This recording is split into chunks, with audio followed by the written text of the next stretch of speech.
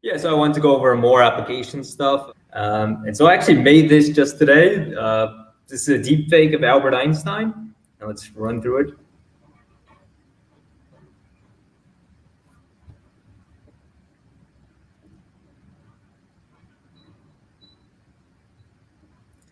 And if you look at the mouth moving and you listen to the words, the mouth's pretty synced up pretty well.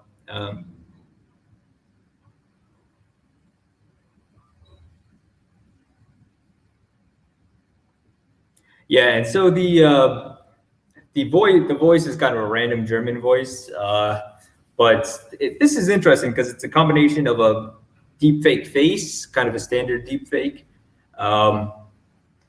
plus the deepfake audio. This isn't Einstein specifically; it's just a German one I had because it can take a while to get a high fidelity audio deepfake. And obviously, there's not a lot of good recordings of Einstein's voice.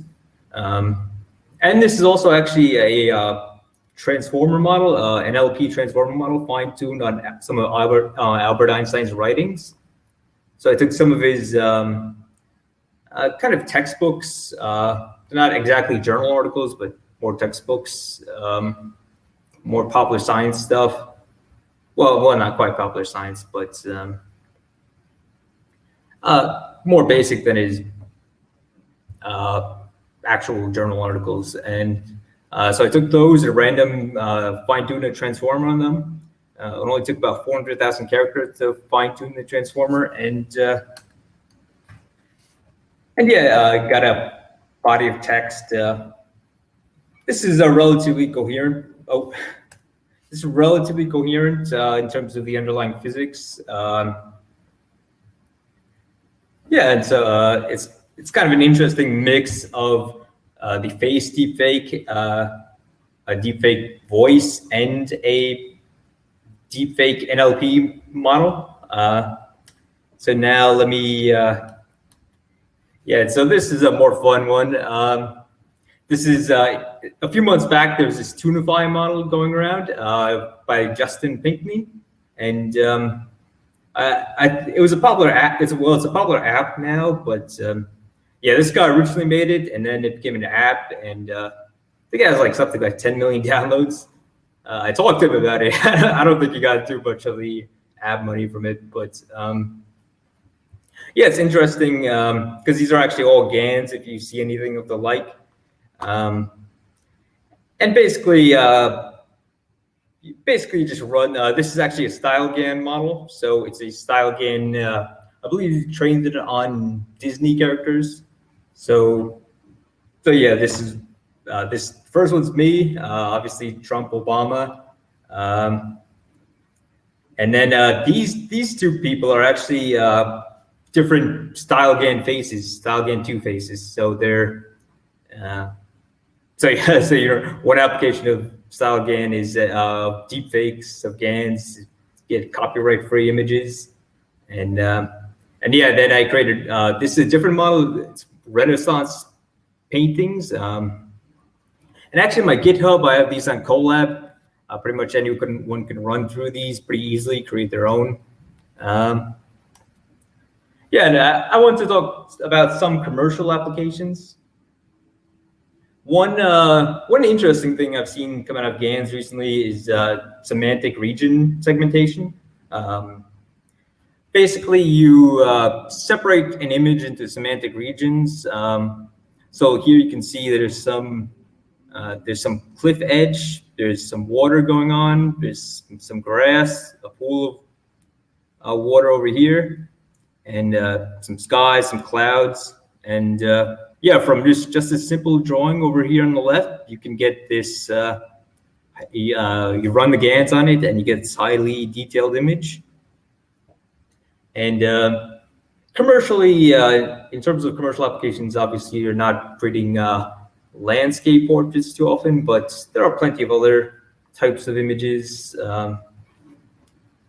just specifically in architecture, design, all sorts of, I think all sorts of stuff is that'd be very helpful to have an artist around if you were in the field, but obviously an artist is expensive, a lot of logistical issues.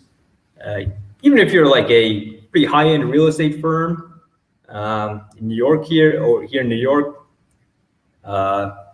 you're selling a multi-million-dollar place, and you want something. Actually, let me get on to the next one. We'll discuss that. So yeah, these are more of the same type of things. This left one is Pix-to-Pix, a Pix-to-Pix model. Fairly old model by now. I think it's 2016 originally. And this right one over here is a little more recent. You can see this kind of blurry one is a Pix-to-Pix model, and this right one is one more recent model, I think 2020. And you can see they took this basic wireframe of a room and turned it into a pretty highly detailed image. And this over here is the original image up top. Yeah, when you get into the real commercial application, you could basically easily draw windows on place, easily draw couches on place. That's what the authors are doing here. This is the paper, neural wireframe render. And they're basically drawing windows, couch, all sorts of things very easily, very quickly. So, if you could draw lines, basically, you can really edit the place very easily. So I think that'll be an application we'll see in 10 years when a lot of you are probably students. When you're going house shopping, I think you'll probably see this.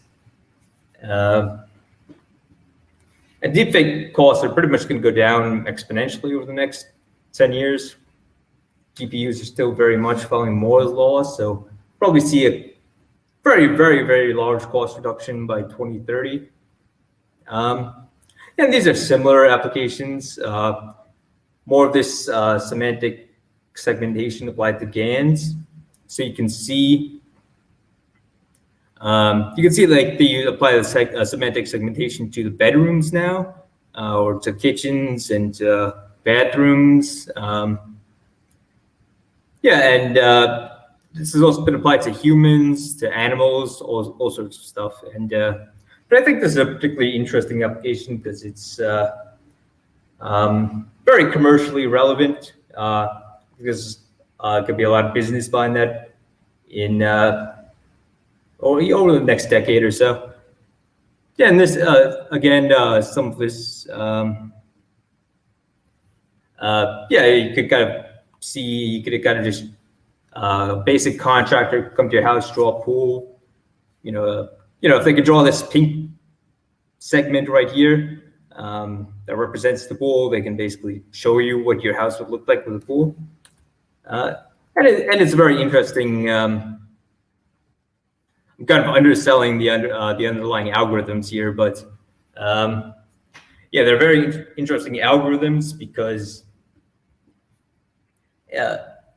if you can kind of more highly, I think if you could separate the underlying elements of these images more and run the GANs on those images, I think you can get like far more highly detailed GANs. I think we'll see over the next few years.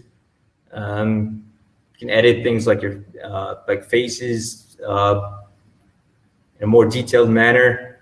And I think it'll be very interesting what we see over the next 5-10 years with that. Yeah, and these just some references, and I left some examples on my GitHub. Should be the most recent one on my GitHub. If you go to this, there should be 2 notebooks there, 2 collabs. They're very easy to run. This one here specifically is very easy to run. You just click the play buttons on Colab. Just make sure you have a GPU runtime. So tell me, George, what's a little bit about the business there? HyperHelper, yes. Yeah, tell us, is that kind of in the same space and sector, or? Yeah, we're more in audio. We use some audio deepfakes, but audio deepfakes are still relatively less developed than image deepfakes.